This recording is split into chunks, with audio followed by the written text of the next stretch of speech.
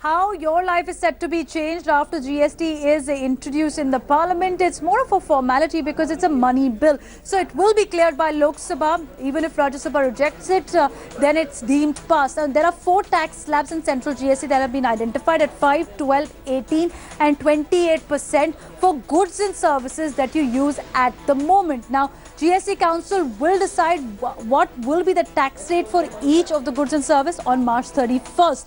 But at the same time, when you have the Union Territory GST bill, the integrated GST bill and the central GST, all of it comes together to give a new tax structure in the country and compensation to the states. That's very important, that how the states will be compensated for their losses is going to be discussed. Let me go across to my colleague Brijesh, who is joining us. So Brijesh, the bill is deemed passed because of the majority in Lok Sabha of the government. July rollout very certain. But what is the opposition strategy to register their objections?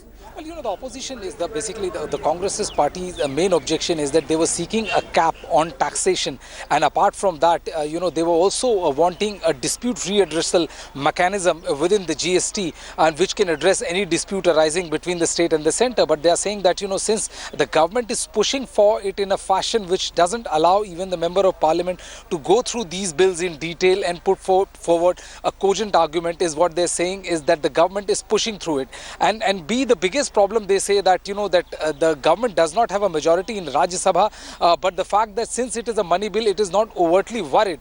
But what they are fearing is that the Congress will try to delay Rajesh, be with me. Let's go across to anything which violates the spirit of the Constitution and the manner in which the money bill has incorporated elements which are completely extraneous to the definition of the money bill is something which is extremely worrying.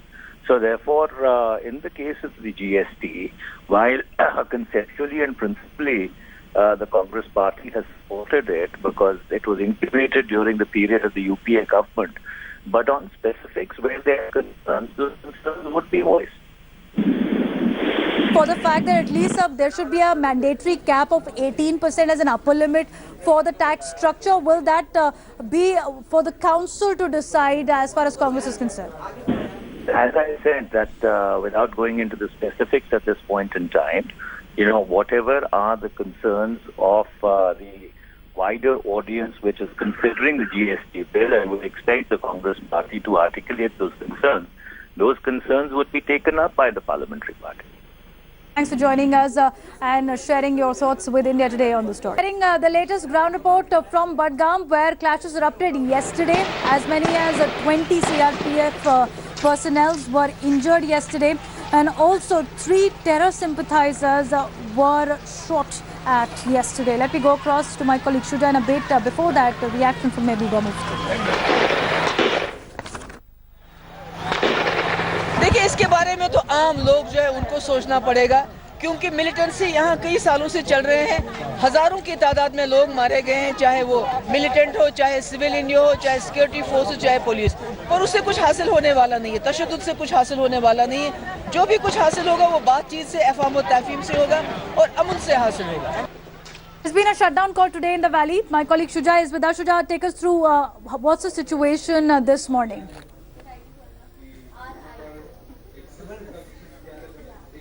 Well, Devina, there has been a shutdown call given out by the separatist parties yesterday for the entire valley today, and we are seeing the impact of that shutdown call in most parts of the valley.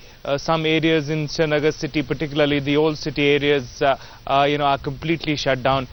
We are also seeing, the effect on schools, establishments, and even public transport on the ground. Let's remember, yesterday it turned out to be a bloody day for the valley. 3 civilians were killed, as they were part of the protest outside the encounter site in Budgam, Chadora. We are also given to understand that many are injured. Even policemen have been injured in yesterday's incident. Remember, it has been a trend of a sort for the valley, particularly in areas of South Kashmir over past few months, that a lot of people come out and start protesting outside the encounter sites, trying to disrupt the work of the security forces out there, which eventually leads into clashes and then further violence ensues. And this is something that the state government, at various levels has failed to sort of tackle in terms of, what their strategy is towards handling these situations. All right, Shuja, thanks for joining us. Also getting this story of how the cops are being targeted in the valley as well.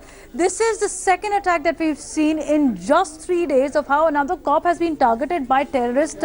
The news that is coming in of how this cop's house was targeted by the militants in the area. Sources have told India Today on Tuesday armed militants attacked the house of a senior Jammu and Kashmir police officer in Khudwani area of Kulgam district. According to the police, no one was injured in the attack, while the house suffered minimal damages. Militants have also fired some gunshots near the house. Earlier this week, terrorists attacked Jammu and Kashmir Minister Farooq Andrabi's house as well, in which 2 policemen were injured. It's the third attack on the residents of Jammu and Kashmir, the second one on the cops in the past 3 days as well. Amidst violent clashes and complete shutdown of Valley, the armed militants now targeting the houses of cops and the security forces in the area, a matter of grave concern.